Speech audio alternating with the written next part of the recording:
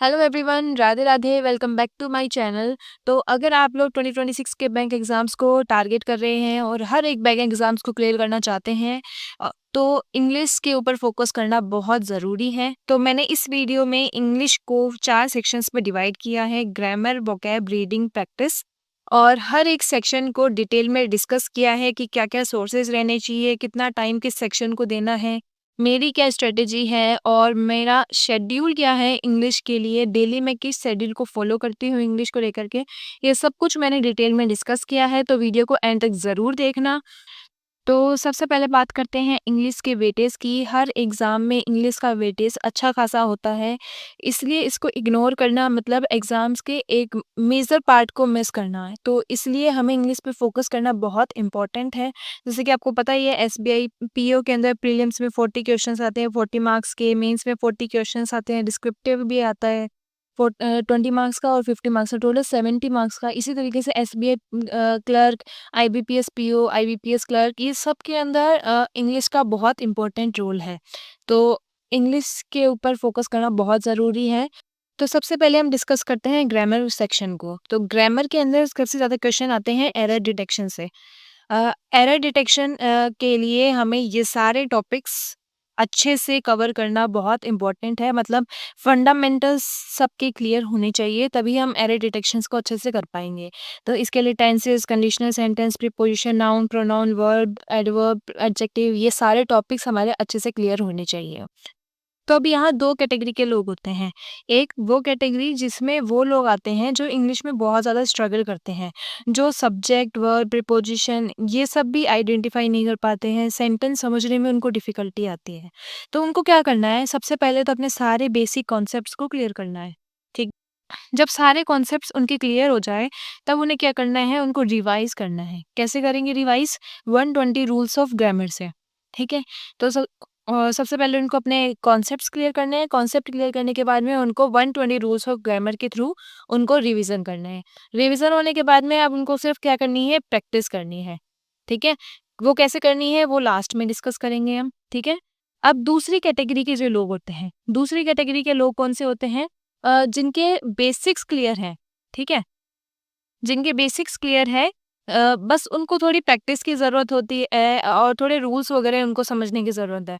तो उनके लिए है वो डायरेक्ट 120 रूल्स ऑफ ग्रामर के ऊपर जंप कर सकते हैं। उनको सारे कॉन्सेप्ट्स को डिटेल में पढ़ने की ज़रूरत नहीं है। अगर वो सिर्फ 120 रूल्स ऑफ ग्रामर को अच्छे से कर लेंगे और प्रैक्टिस अच्छे से कर लेंगे तो उनके सारे इंग्लिश के कॉन्सेप्ट्स क्लियर हो जाएँगे। ठीक है? अब बात करते हैं हम सोर्सेज़ की। तो सोर्सेज़ के अंदर आप यूट्यूब से भी कर सकते हो और किसी पेड क्लास से भी कर सकते हो आप, ठीक है? यूट्यूब से भी जैसे कि बहुत सारे टीचर हैं, निमिषा बंसल मैम हैं, तरुण सर है, विशाल सर है, ये सारे टीचर्स हैं। ठीक है? तो यूट्यूब पे भी हर एक-एक ग्रामर की भी हर एक टॉपिक की वीडियोज़ अवेलेबल है। आप वहाँ से अपने ग्रामर को कवर कर सकते हो या फिर निमिषा मंसल मैम का जो पेड बैच है परफेक्शन का, उसमें ग्रंथ नाम से कोर्स है। वहाँ से आप सारे ग्रामर के कॉन्सेप्ट्स अपने क्लियर कर सकते हो। ठीक है? दूसरा आप एडिटोरियल कर सकते हो। चलो ये सब चीज़ें बाद में डिस्कस करेंगे। तो सेकंड सेक्शन आता है हमारा वोकैब का। ठीक है? वोकैब में आती है syno, anto, idiom and phrases, one word substitution and phrasal verb. ये सारी चीज़ें तो क्या होती है कि लिमिटेड होती हैं, ठीक है? लेकिन साइनो, एंटो अनलिमिटेड है बहुत। तो ये सब चीज़ें लिमिटेड नहीं हैं। इनसे एग्ज़ाम में डायरेक्टली क्वेश्चंस बहुत कम आते हैं और बैंक एग्ज़ाम्स में सबसे ज़्यादा इंपॉर्टेंट होता है रीडिंग सेक्शन।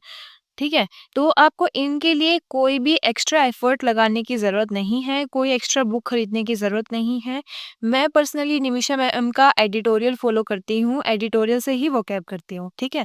तो एडिटोरियल से आपकी वोकैब अच्छे से कवर हो जाएगी। उसके लिए आप 2 चीज़ कर सकते हो। एक तो सुबह मॉर्निंग में लेक्चर लो, लेक्चर के साथ-साथ में आप रात को पीडीएफ से उन सारे वर्ड्स को रिवाइज़ कर लो। ठीक है? वो बहुत काफ़ी होता है। सुबह एडिटोरियल प्लस रात को पीडीएफ से रिवीजन, बस इतना कर लो, वोकैब आपकी कवर हो जाएगी। ठीक है? उसके बाद में नेक्स्ट सेक्शन आता है रीडिंग का। तो रीडिंग जो सबसे ज़्यादा इम्पोर्टेंट है बैंक एग्ज़ाम्स में, जिसमें आता है रीडिंग कॉम्प्रिहेंशन, क्लोज़ टेस्ट, पैराजम्पल्स, ये सारे टॉपिक्स आते हैं। तो आप इनके लिए आप 2 चीज़ें कर सकते हो, ठीक है? तो इनके लिए आप 2 चीज़ें कर सकते हो। पहला, अगर आपको न्यूज़पेपर पढ़ना अच्छा लगता है, आप न्यूज़पेपर पढ़ पाते हो, तो आप द हिंदू या फिर इंडियन एक्सप्रेस या कोई भी ऐसा न्यूज़पेपर आप पढ़ो, जिससे आप रीडिंग करो। रीडिंग करने के बाद में आप उसको स्किमिंग करो, मीनिंग समझने की कोशिश करो। दूसरा, इनके अंदर जो वर्ड्स होते हैं, उनको गूगल पे सर्च करो, जिससे आपकी वोकैब भी कवर हो जाएगी, ठीक है? सेकंड थिंग आप क्या कर सकते हो, किसी टीचर के थ्रू आप एडिटोरियल करो, वो ज़्यादा बेस्ट होता है एक बिगिनर के लिए। तो मैं एडिटोरियल करती हूँ निमिषा मैम से, जिससे मेरी वोकैब और रीडिंग दोनों साथ में इम्प्रूव हो जाती है। उसमें पहले वोकैब का सेक्शन होता है, उसके बाद में रीडिंग कॉम्प्रिहेंशन का, जिससे दोनों चीज़ मेरी साथ-साथ कवर हो अब बात जाती है। करते हैं हमारा most important section, 4th section, जो कि है प्रैक्टिस का, ठीक है? तो प्रैक्टिस, तो जितनी हम प्रैक्टिस करेंगे ग्रामर और रीडिंग की, उतना ही हमें कॉन्फिडेंस आएगा, ठीक है? तो ग्रामर के लिए हम क्या कर सकते हैं, एक्सरसाइज सॉल्व करनी है, साथ में पीवाईक्यू सॉल्व करने हैं। रीडिंग के लिए हम क्या कर सकते हैं, एडिटोरियल प्लस मॉक, ठीक है? एडिटोरियल करना है, मॉक टेस्ट देना है, बस, ठीक है? और साथ-साथ में क्या करना है, एडिटोरियल को 2 टाइम करना है, ठीक है? एडिटोरियल 2 टाइम कैसे करना है, जैसे मैं करती हूँ, मैंने आपको बताया अभी। सुबह करना है लेक्चर से, ठीक है? लेक्चर के बाद में आपको रात को करना है पीडीएफ से रिवीजन, ठीक है?